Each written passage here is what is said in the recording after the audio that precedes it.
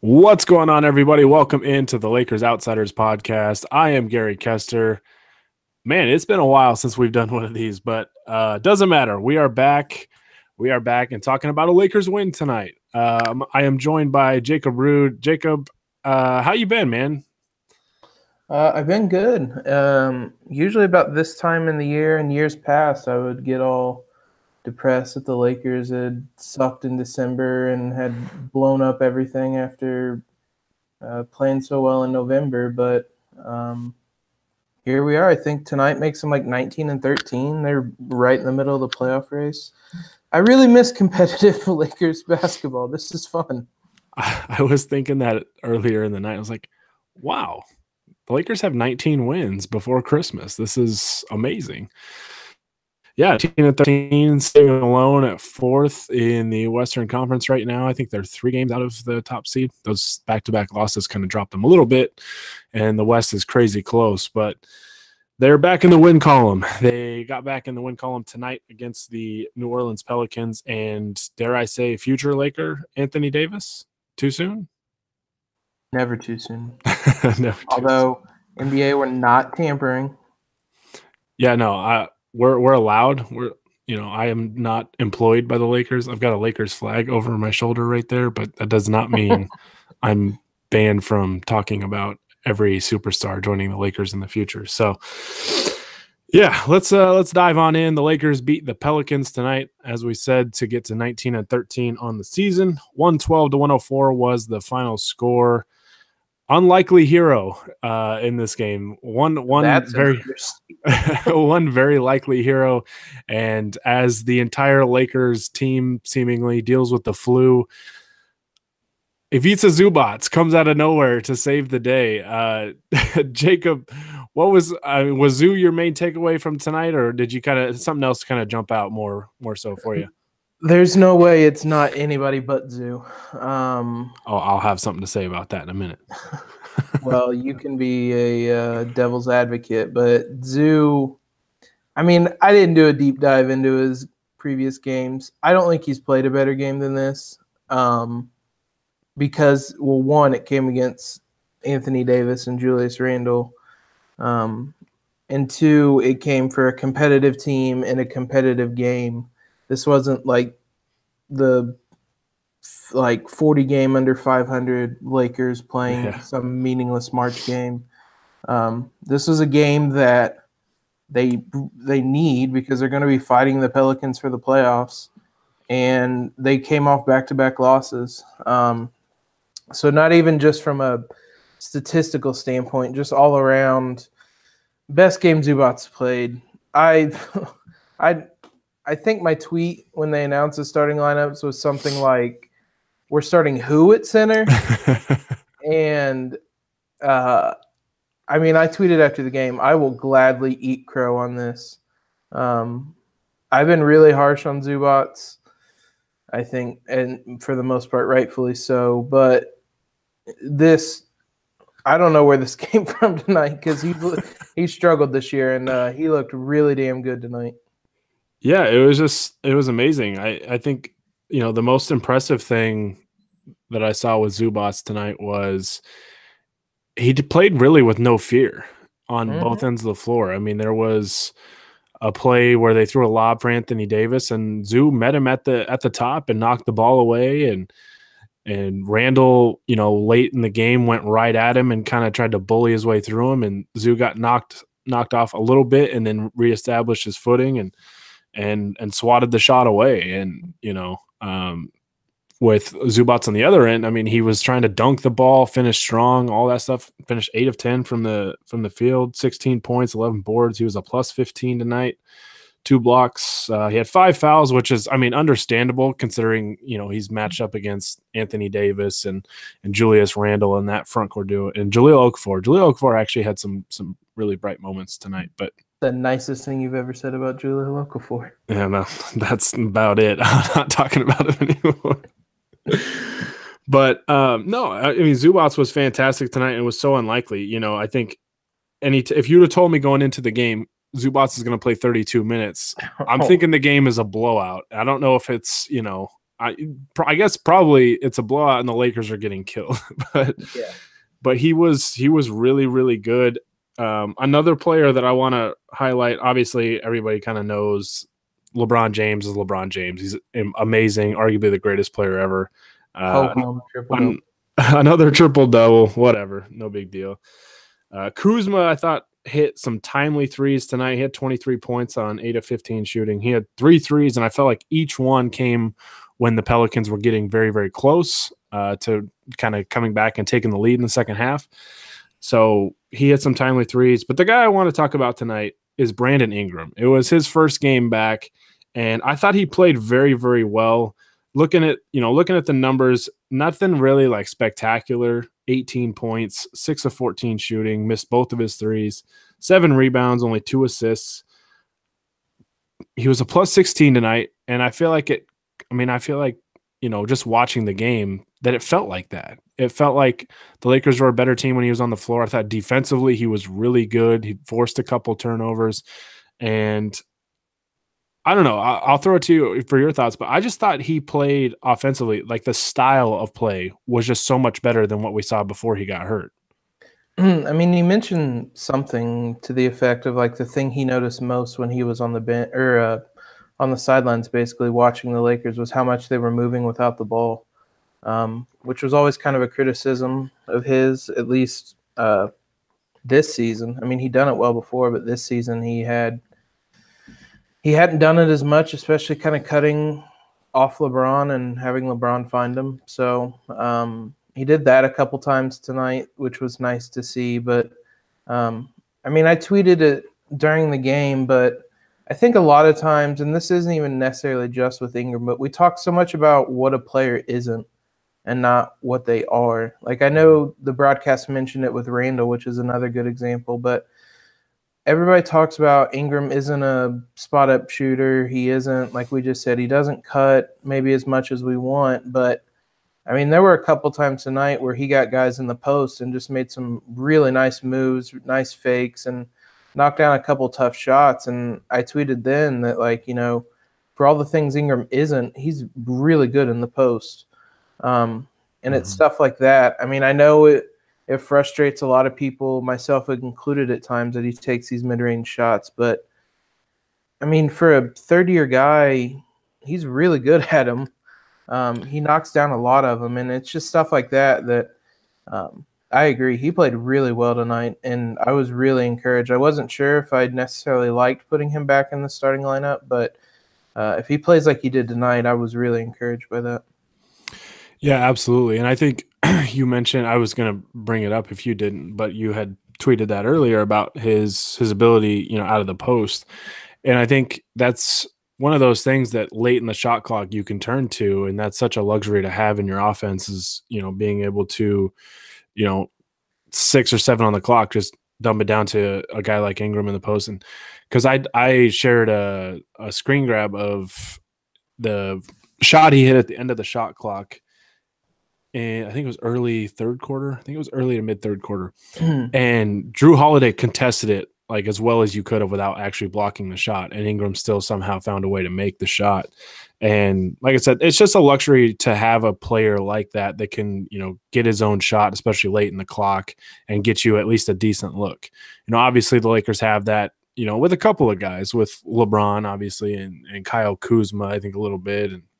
And Ingram is certainly that guy as well. So, it's just funny to me how quickly people really want to give up on Brandon Ingram. It's like this kid, turns 22 next September. I know we always say like he's super young, and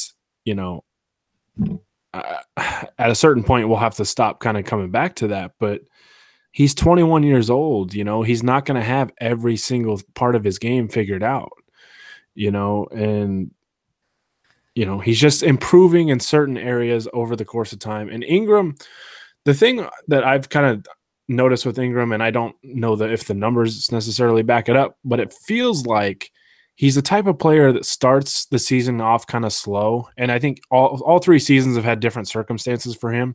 He comes in as a rookie, onto, a terrible team that's not going to win very many games. And he's, his body's very underdeveloped. He's, he's a teenager playing in the NBA. Like usually there's a big learning curve for that. So, you understand he's going to have his, go take his lumps his rookie year. His second year, he's, going from that to, okay, you're going to have a large share of the offensive load because, you're a starter now. You're going to be looked on to score a lot. And I thought he handled his role really well last year. And not enough people talked about it. But then it's like now this year, he's got to adjust to playing next to LeBron James, right? And, playing next to a guy like Rajon Rondo, some of these other playmakers. And, 20 games in, he's played, this was his 21st game of the season that he's played, I think. And, everybody just wants to jump ship. And I guess I just don't really understand it.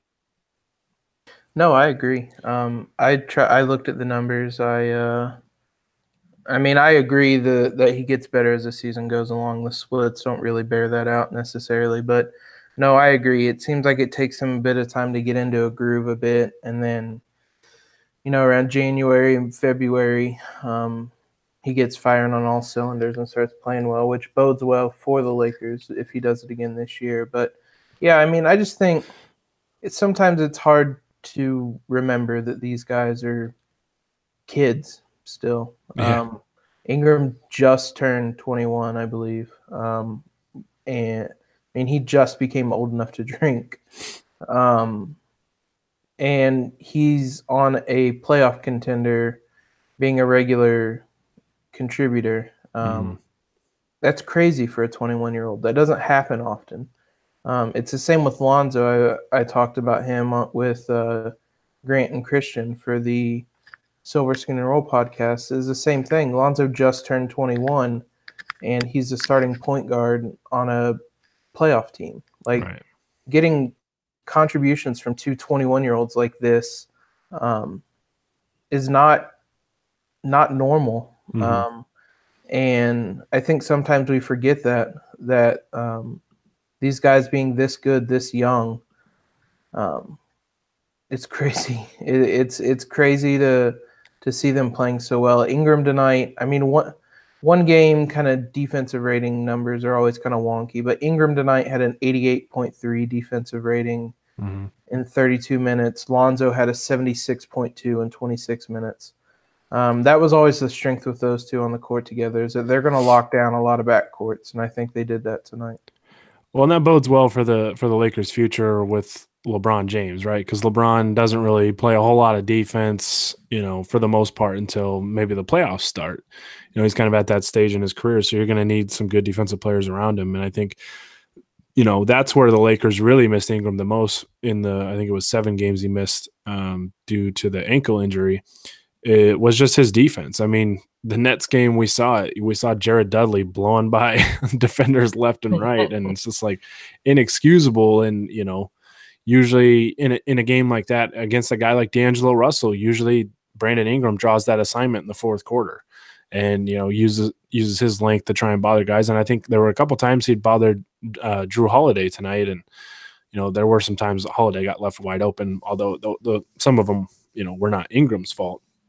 But yeah, his defense is so important for this team, and everybody wants to look at his offense and how he's fitting alongside LeBron James. And I get that. Eventually they're going to have to figure that out. And I think they kind of have a blueprint for it. And I think we saw that a little bit tonight. You saw Ingram, I think, move more without the basketball and try and fill lanes and transition and things like that. And I think that's the blueprint for them moving forward, is that when LeBron has the ball, you just got to move. If you just move, he's going to find you, and he's going to put you in positions to succeed. And there were a couple plays. There was one in particular in the second half where I think Ingram kind of cut baseline and just, came around and was open. LeBron hit him, pulled up, and knocked down the jumper. It's like that. It's that simple. It really is. And for anybody that's interested, shameless plug, my pinned tweet was a film breakdown of Ingram earlier this year, and that was kind of something I noticed, was just looking at the numbers and looking at the film, is just there were too many possessions where he was just standing and watching LeBron kind of pound the ball into the floor or just standing and watching any playmaker really just dribble and not really do anything to help him out. So, and for him, when he gets the ball, he's just got to get it and go with a purpose, do something with a purpose, because I felt like tonight was more, he got the ball and he made quick decisions and it put him in, better positions. There were only a couple possessions, I think, where he kind of really dribbled the ball a little too much and just didn't really do a whole lot with it at the start. And, that's good. That's, a step in the right direction to limit those possessions and get him moving off the ball. And I think that's kind of the blueprint for him offensively moving forward. And obviously, when he plays with like the second unit, I think you can kind of have him play playmaker a little bit, or, scorer, where you might go ISO in some situations. But it's like when you've got, LeBron James on the floor, usually you don't want to have other players going ISO unless you're also having LeBron, play off the ball and cut and run pick and rolls and stuff like that. So I don't think it's also mentioned enough how drastic of a change in play style he's had to go through this year, where his first 2 years he could do those ISO things, and that's where he found a lot of success, was just breaking guys down and learning how to use his ridiculous length to get shots up around the rim and finish over and through contact. Now he can't really do that with LeBron on the court, so he's had to learn how to play with LeBron, which, right. I mean, everybody's had to learn how to play with LeBron.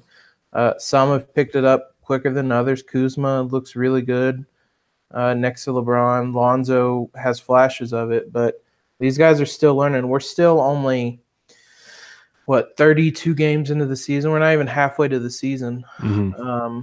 This was always going to be a process. They've honestly played so much better than I would have imagined them to be playing at this point. So we've said it in totally different circumstances before, but patience. They're figuring it out. Yeah, it takes time. And for Ingram, it's only been 21 games. He missed 4 with the suspension earlier in the year, and then 7 with the ankle injury. And especially with young players, you got to be patient with them. I know it's as frustrating as it can be. It's just what you got to do. I think it was, I remember seeing a couple people say it last year, but progress is not always linear. Yep. Right. There are going to be, sometimes you're going to take 2 steps forward and then you're going to take a step back. And then, that's the name of the game. So, but tonight was very encouraging for Brandon Ingram and a number of guys, especially Ivica Zubac. Before we move on to the next topic, I'm just going to give David Chia a shout out. If you're listening to this pod, this is your moment. This is your moment. You've been waiting this. You've been banging the Ivica Zubac drum all year long.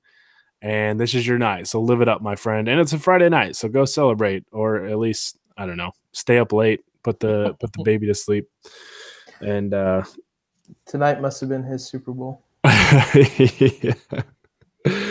Oh, but yeah, I will say credit to Zubac, man. Credit to Zubac for being buried on the bench most of the year, but he was ready to go when his moment came. He stayed prepared, and he shined tonight. I said this on Twitter earlier, but he kicked ass. He was awesome tonight, and that was just amazing to see. So let's talk about the guy that he was guarding for a large portion of the night, which if you looked at that matchup, you'd think there's no way Zubac did that well, because Anthony Davis had 30 points and 20 rebounds and 5 assists.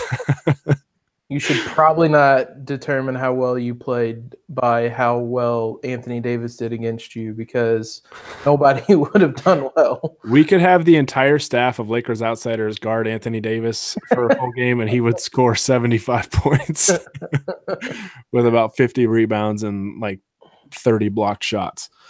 So, yeah, no. Anthony Davis was fantastic tonight. He's spectacular as always. And there has been a lot of buzz in recent days about Anthony Davis and the Lakers, because somebody asked LeBron basically if he'd like to play with Anthony Davis. And what do you think his answer was? Shocker. He thinks playing with Anthony Davis would be amazing, just like every other human being on the planet. So, that brings up the question, because Davis has a year and a half or season and a half basically left on his contract. His contract will expire after next season. And the Pelicans are struggling right now. I think they are 13th in the Western Conference now after tonight's loss. I think they were tied for 12th going into tonight. So they're struggling right now, and things don't look great for them. So, Jacob, what are the chances, or I guess how realistic is it that the Lakers could swing a trade for Anthony Davis either before the trade deadline in February or the summer of 2019? So I don't see the Pelicans offering him up before getting the chance to offer him the Supermax, which wouldn't be until this summer. They should give it to me instead. Which I just don't, unless they lose every game between now and February 9th or whenever the deadline is. There's just no scenario I can envision in which they offer him up. Because also, I don't know the details on it. They actually mentioned it tonight, and it's the first time I had thought of or had heard of it. But I guess the Celtics can't trade for him until Kyrie signs a new deal, which I hadn't heard. But, I mean, in that regard, if they make him available now, the Celtics probably have the best package possible. So they're not going to have the best package on the table if they offer him up before the summer. So just for a host of reasons, I don't think they offer him up mid-season. Now, the summer is a totally different thing. Anthony Davis says that the Supermax won't be turning down, what is it, like $82 million won't be a factor for him. I'll put the contract in front of him and see if he says the same thing. $82 million is a lot of money. I would strongly consider playing for the Suns for 5 years if that's how much money I was making. I don't think I would probably play for the Celtics if it was $82 million. You heard it here, folks. Jacob Rude. Just give me $82 million. Celtics fan. Celtics fan. So, I mean, sure, he can say that now. I don't know. Nobody that's been offered the Supermax, formally offered the Supermax, has turned it down. The Spurs never formally offered it to Kawhi. It's just so hard to say no to that money. That being said, I mean, if everything plays out, he doesn't want it, or they don't offer it, you'd have to think the Lakers and the Celtics are probably in the driver's seat.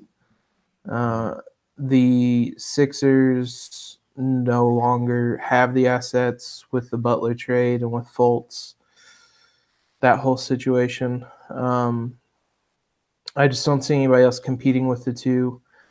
And I mean, I think the Celtics probably have the upper hand in available assets, but I don't know that they would. I don't know that they would offer Tatum up, which is crazy, but there's just been so much smoke there. But regardless, I think it's a very real possibility this summer that it would have to probably come after they struck out on everyone in free agency. I think it's a real possibility they go after AD and try to get him as a Laker. This is what they've been stockpiling those assets for, to build, either bring in superstars to build a team like that or go get one. It's what we saw Boston do when they went and got Kyrie. It's stuff like that. That's why you build up these assets, to go get superstars on the rare chances they become available. Yeah, I don't see them offering up Jason Tatum, mainly because I've been being told that Jason Tatum is going to be better than LeBron one day. 19-year-old Jason Tatum? That's what I hear, apparently. But yeah, they can't trade for him unless Kyrie gets a new deal, because you can't acquire two rookie designated contracts. I think that's what the terminology was. Yeah, it was in Sam Amick's piece on The Athletic today, so go check that out. Sam had all the details and a pretty good breakdown of all that. But yeah, basically Kyrie has to have a new deal before they can trade for him, unless they trade Kyrie for him, which they're not going to do. That'd be a hell of a plot twist. Yeah. So I can't see a deal being done by the trade deadline just because I don't think the Pelicans would panic and do that. What would be hilarious is if the Kings swooped in and tried to trade for Anthony Davis, and the tables had turned from a couple years ago. But I don't see the deadline happening. I think they'll ride out the rest of the season at the very least and see what they can do. But the summer is an interesting possibility, especially from the Lakers standpoint, because you had mentioned kind of if they strike out in free agency, which I could definitely see. I could definitely see them saying, wow, we didn't get anybody like we thought we were going to get. Let's just go all in on Anthony Davis and get LeBron that star right now, and then we'll figure out the rest later. But I think it gets really interesting if the Lakers do get a free agent, if they do go get a Kevin Durant or a Kawhi Leonard, because then I think it's a certainty that they just go all in and they say, name your price, let's get this done. And they try and, go get Anthony Davis to pair with LeBron and KD or Kawhi or whatever max free agent they would be able to get. And that trio would just destroy all of humanity. I mean, they would basically be Thanos.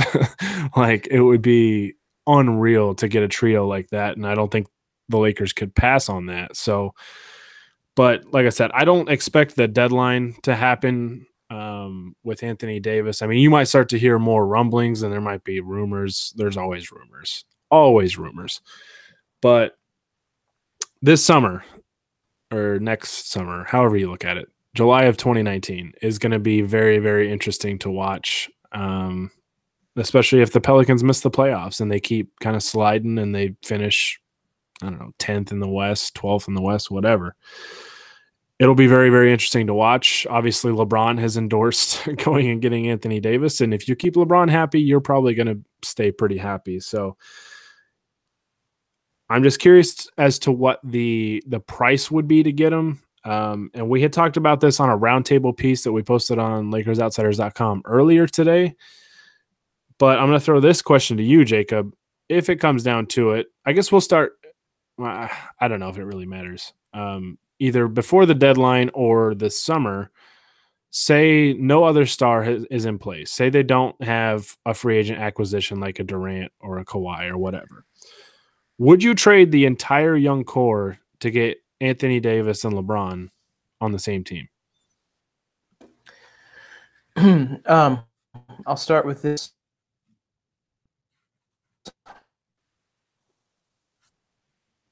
I lost you there for a second. Go ahead. I said I'll start with this. Do you know how old Anthony Davis is? 25? Yeah. He won't be 26 until March.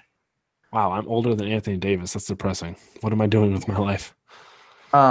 He is about 2 years older than Kyle Kuzma and Josh Hart. And a lot better.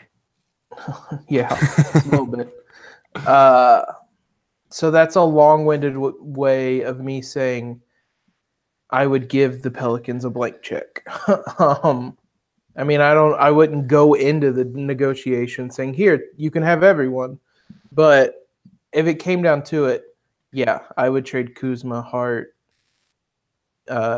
Lonzo, and Ingram for AD. Because if you get AD and LeBron, good night. Good luck stopping that.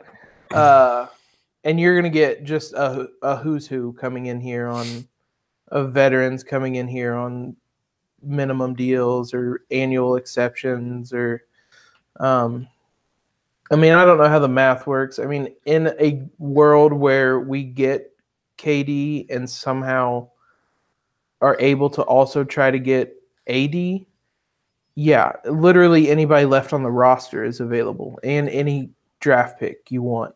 I think Carmelo Anthony would pay the Lakers to play for them. Yeah, like if somehow they get LeBron and KD and AD is still in play, you make every asset available you have because, yeah, like you said, if they get the three of them, that's the Infinity Gauntlet. That's like they can just snap a finger at the beginning of the game and they've won. Like, that's such an absurd trio, and they're all staggered in a way to where when LeBron's done, KD's still in his prime, and AD is, I guess, entering his prime since he's technically not in it. And then once KD is kind of fading out, then AD is there. And then by the time AD's fading out, Bronny will be in his prime. But yeah, I mean, it's just to me, Anthony Davis is like top 3 best players in the league right now. You do whatever you can to get him. If he becomes available, I'm not going to be mad if they go and trade for Anthony Davis, because like we watched that dude tonight. He was very visibly not 100%.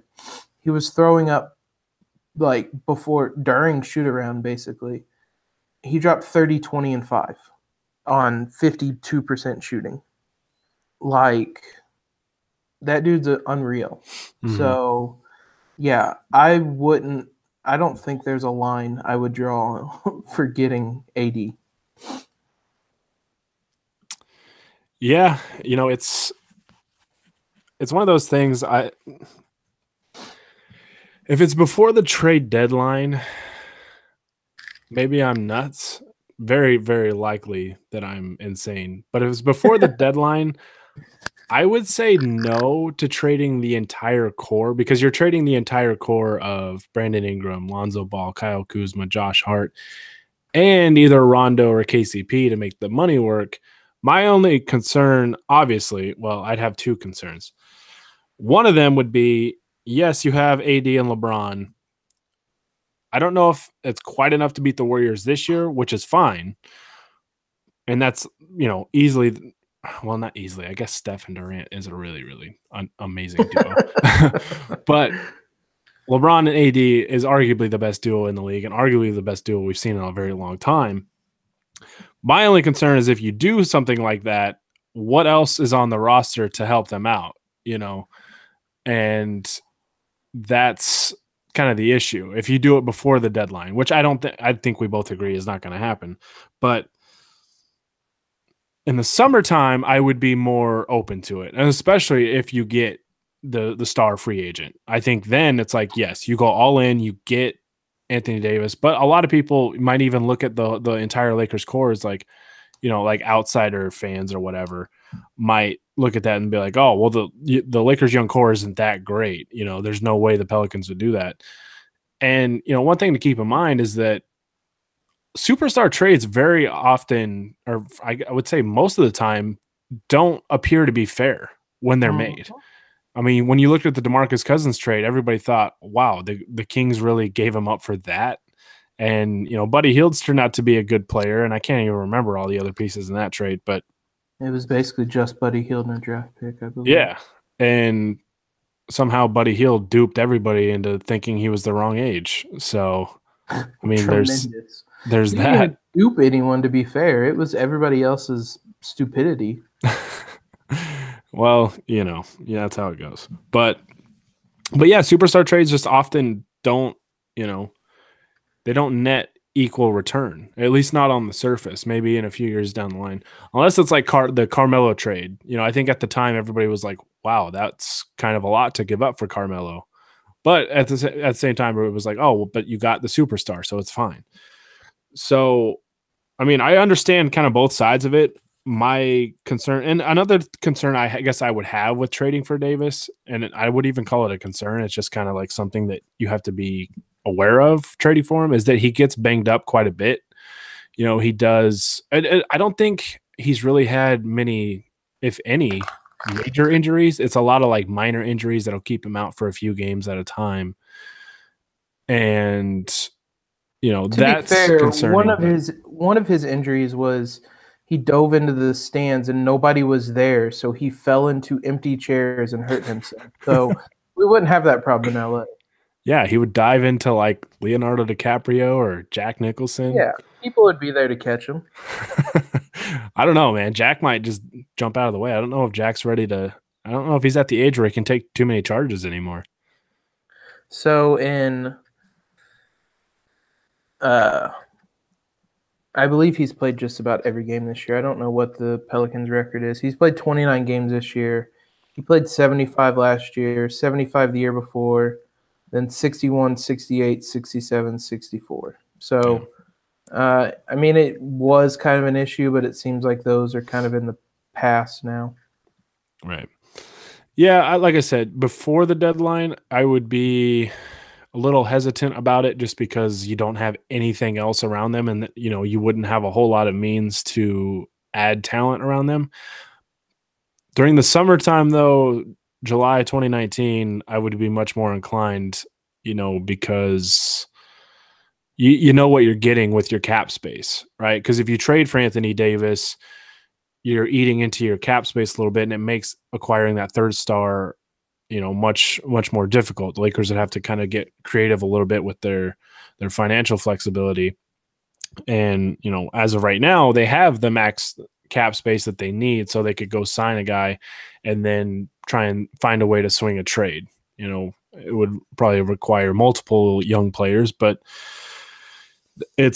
I think it's an easier path that way. And I think the Lakers are probably taking that approach. I mean, they've cleared this cap space for a few years now, basically since Pelinka and Magic took over. They've had this vision in mind, and I think they're going to see it through before they really, sacrifice that max cap space. I think they want to try and acquire a second star like a Durant or a Kawhi Leonard or Jimmy Butler, whoever, might be available this summer.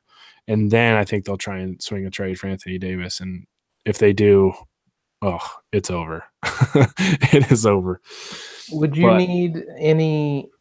I mean, technically, we'd be trading for a guy with 1 year left. I mean, would you need any assurances that he would sign an extension to do it, or does that even matter? If the Lakers had LeBron plus a max free agent, I wouldn't. I think that would be enough because, I mean, if he leaves, basically that cap space. Insane to think he would leave that, but yeah. Yeah, the cap, that money frees up. Not that the Lakers would have like a ton of money to spend anyways, but that money frees up, and they'd still have LeBron plus superstar, a superstar free agent, and then you'd probably, like you said earlier, you'd still have guys lining up to play for cheap next to those two. So, and plus, Davis is worth taking a gamble like that, especially when if you have a safety net in LeBron James, and especially if you have a super safety net in LeBron plus another star. Let's say LeBron's a hell of a safety net. Yeah. So, and if that's what LeBron wants, I mean, like I said, if LeBron's happy, your team's going to be happy. So, I mean, if we don't get a max free agent, would that change it at all? Or if it's just you're trading for just AD with only LeBron there? I just wouldn't offer the entire young core, I guess, with 1 year, because I don't know. The advantage that the Lakers have is that they have two clients of Clutch Sports, Rich Paul's clients, that they can communicate with him. I mean, it's illegal, but that those conversations are happening. As long as they're not recorded in any way, like through email, text, or whatever, and can't be used as evidence, I would be shocked if those conversations haven't already happened, because they can legally talk to Rich Paul because they have two of his clients. And yeah, I don't think, going into the summer, that I think the Lakers would still have a lot of leverage, right? The Pelicans can say, hey, we'll just go trade him to Boston. But if his agency is saying, well, I want my client to join LeBron in LA and he's not going to sign an extension with you, I mean, is Boston going to offer their farm? Probably not. They might roll the dice and they might, take that chance. But I think the advantage that not a whole lot of people are talking about is that the Lakers have a relationship with Clutch Sports already. And I think that plays a role in this, because Anthony Davis did sign with them earlier this year. And that was kind of a big development, in terms of their pursuit of Anthony Davis. So we'll see. I mean, it's, what is it, December 21st, 22nd now. So we got like 2 months until the trade deadline, and I don't expect anything to happen on the Anthony Davis front at the deadline, but you'll start to hear more rumors, and going into the summer, it'll be very, very interesting. So, alrighty. Anything else you wanted to add on the Anthony Davis trade talks? Yeah, just shout out LeBron for being incredibly amazing with his quote tonight, where he, after the game, they were asking him, I more or less, do you regret saying anything? And he said, I did nothing wrong. Or he said, what did I do? And they said, you said you wanted to play with AD. And he said, I'd love to play with KD, Joel Embiid, Ben Simmons, Luka Doncic. The quote was, come on, guys, it's not rocket science. These are great players. The best part, after the media scrum dispersed, he said, did I say Kawhi? Add Kawhi to that list. He's a free agent, right? I love LeBron. Notice who he said first, though. Kevin Durant. Yeah, I noticed that too. Not a coincidence. He knew Kevin Durant was a free agent. KD, LeBron, and AD all on the same team. Man, I'm going to have dreams. I'm going to have dreams about that. Fan myself off over here. All right. Well, that's going to do it for us today. Jacob, this was fun. The game was fun. I mean, Zubac's balled out. LeBron was LeBron. Ingram's back. Rondo's back. Never thought I'd be so excited to have Rondo back. Maybe less threes from him, but other than that, Rondo's back. But yeah, the Lakers get back in the win column, 19-13 on the season, alone in 4th place in the Western Conference. Feels pretty good. Never thought 4th place would feel so good, but it does right now. So as always, if you enjoy the podcast, you can subscribe to us on YouTube and on iTunes. And if you subscribe to us on iTunes, leave us a review. Those help us out tremendously. We always appreciate the feedback, but it also helps out the channel a lot. It helps out our site, and we greatly appreciate it. You can also find us on Podbean as well. Just Lakers Outsiders on all 3 of those platforms. And of course, you can find everything on LakersOutsiders.com. You can follow us on Twitter, like us on Facebook and Instagram, all that fun stuff. So, Jacob, like I said, this was fun. We will hopefully be back on Sunday. The Lakers are back in action against the Grizzlies, who I got to see in person in one of the most boring, I guess. I don't want to say boring. It was just kind of a snooze fest because the building was just very, I don't know, very flat. Memphis basketball. But yeah, the Lakers went into Memphis and crushed them. So hopefully they can do it again on Sunday because they've got the Warriors coming up on Tuesday on Christmas Day. So it'd be nice to pick up that 20th win, get to 20-13 heading into that game. But we will hopefully be here on Sunday night recapping that game and hopefully talking about another Lakers win. If Zubac plays the way he did again tonight, I think we don't have anything to worry about. Listen, that's a bit of a heat check. Zubac's heat check. I'm here for it. All right. That's going to do it for us this time. Thanks for everybody that tuned in here on the live YouTube broadcast. And thanks for those of you listening to us on iTunes and on Podbean. Hani's not here to do the shout out. We're just going to shout out Ivica Zubac because he was the man tonight. Yeah. And I wish everybody a happy holiday season, just in case I don't talk to you. And I wish that the Lakers would stop getting sick. I hope they get healthy. So, and I wish that to all of you. So thanks again for tuning in. And until next time, this is Gary Kester alongside Jacob Rude signing off.